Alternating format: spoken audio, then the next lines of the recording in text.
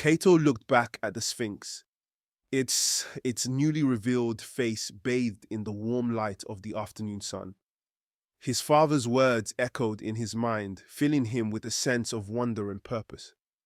The Sphinx was no longer just a monument to him. It was a symbol of endurance, of strength, and of the deep connection between man and the divine. As the crowd slowly dispersed, Kato lingered, feeling the weight of history settle around him. He knew that he had witnessed something extraordinary, something that would last for generations to come. As the sun dips low in the sky, casting long shadows across the desert, the Sphinx seems to come alive with the fading light. Its stone features glow in the golden rays of the setting sun, giving it an ethereal presence that leaves Kato speechless. He stands there watching as the day comes to an end, knowing that the Sphinx would still be watching over Egypt when tomorrow's sun rose again. The Great Sphinx, now fully unveiled in all its majestic glory, stood as a silent sentinel over the endless sands of the desert, its stone form bathed in the golden light of the setting sun. It was a monument destined to outlast its creators, enduring the passage of time and continuing to inspire awe in all who would come after.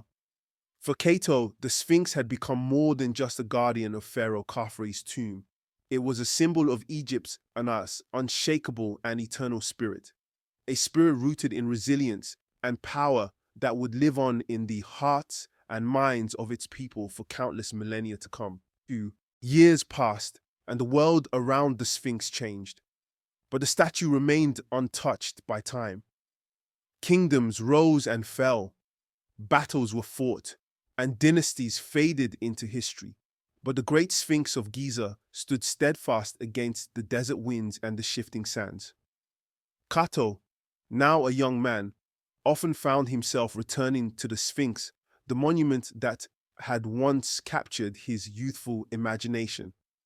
Each time he visited, he marveled not only at its immense size, but also at the mysteries it seemed to hold within its stony gaze. The Sphinx had come to represent more than just the pharaoh. It had become a symbol of Egypt itself, a land of wonder, strength, and eternal beauty. The wind whips through the desert, carrying grains of sand that hiss across the ground. Kato stands before the Sphinx, now weathered by the relentless elements, yet still mighty and proud. The once sharp lines of the lion's body are now softened by time, and the pharaoh's face bears the marks of centuries. But the majesty remains. Though the Sphinx had weathered the relentless sands of time, its once sharp edges now softened and worn by centuries of wind and sun, its spirit remained undiminished. It stood as an unwavering, timeless sentinel, as if to silently proclaim that Egypt's glory and grandeur would never fade, even as the world around it changed. Its weathered face still gazed resolutely toward the horizon, a symbol of resilience and permanence. For Kato, the Sphinx had transformed beyond being a mere statue of stone. It had become a living monument to the endurance of the human spirit, the power of ambition, and the strength of dreams that dared to defy time itself. Kato begins walking around the base of the Sphinx, his hand brushing lightly against the rough stone. The air is warm and the wind has quieted, leaving the desert strangely peaceful. His steps are slow, each one taken with reverence, as he traces the ancient monument's immense form. Kato's steps were deliberate, each one bringing him closer to a profound realization that had quietly grown within him over the years. The Sphinx was not just a statue, nor merely a tribute to a long-gone pharaoh whose reign had faded into history. It had become a reflection of Egypt's soul, an enduring testament to a civilization that had dared to dream beyond the boundaries of the desert sands and rise to greatness. The Sphinx was also a reminder of Kato's own journey, one filled with curiosity, wonder, and the relentless desire to leave behind a legacy that would stand the test of time, just as the Sphinx had. I wonder, how many more stories will you witness?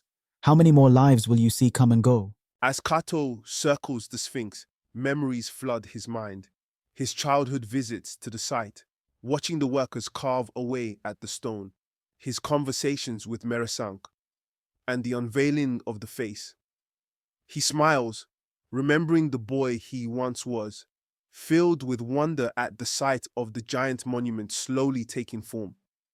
The Sphinx had silently watched over Kato, just as it had watched over countless others throughout the ages, through the rise and fall of dynasties, through wars and times of peace. In its unblinking, eternal gaze, it held the stories of generations, stretching back to the days of Pharaoh Khafre and carrying those tales forward to Kato's own lifetime. The statue was more than a guardian, it was a witness to the flow of time itself.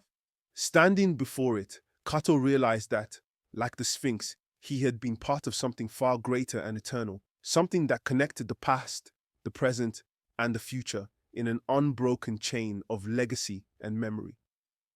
The sun begins its slow descent beyond the horizon, casting the Sphinx's long shadow across the desert. Kato stands in its shadow, watching as the light changes, bathing the monument in a golden glow.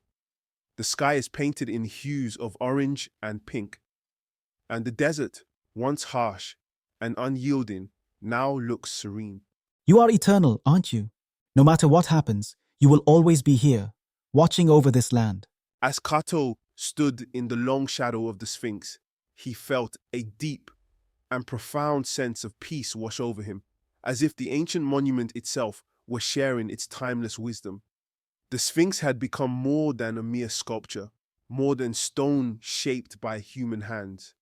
It was a guardian of the endless desert sands, a silent, vigilant witness to the passage of time. Its unblinking eyes had seen countless generations rise and fall, and it would continue to see countless more untouched by the changing world. In that moment, Kato understood that, like the Sphinx, the legacy of Egypt would endure, standing resilient and undisturbed by the relentless winds of time, eternally alive in the hearts of its people.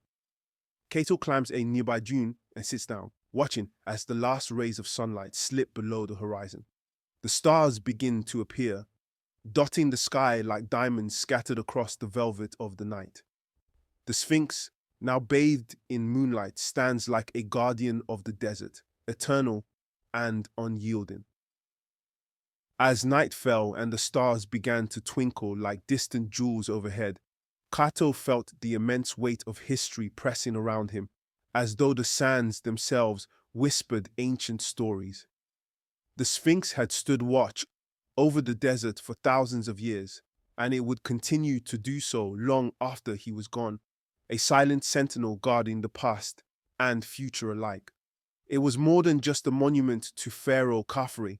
It had become a symbol of Egypt's unbroken, enduring spirit, a testament to a civilization that had dared to dream beyond its limitations and had carved its legacy into the earth itself, defying the ravages of time.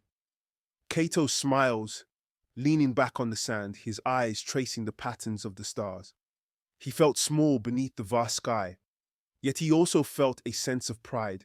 He had witnessed something extraordinary, something that would endure for all eternity. We are all part of this. Every stone, every dream, they live on. The Great Sphinx of Giza, guardian of the shifting sands, timeless watcher of the ages, and an enduring symbol of the strength that lies in both stone and spirit, would continue its silent, unyielding vigil. Standing proud and resolute, it defied the relentless winds and the ever-flowing passage of time, an unshakable testament to the might of a civilization that refused to be forgotten. For Kato, the Sphinx would forever be more than just a monument. It would remain a constant reminder that some legacies are eternal, carved deep into the earth and written among the stars, meant to inspire generation after generation with the strength to dream beyond their time.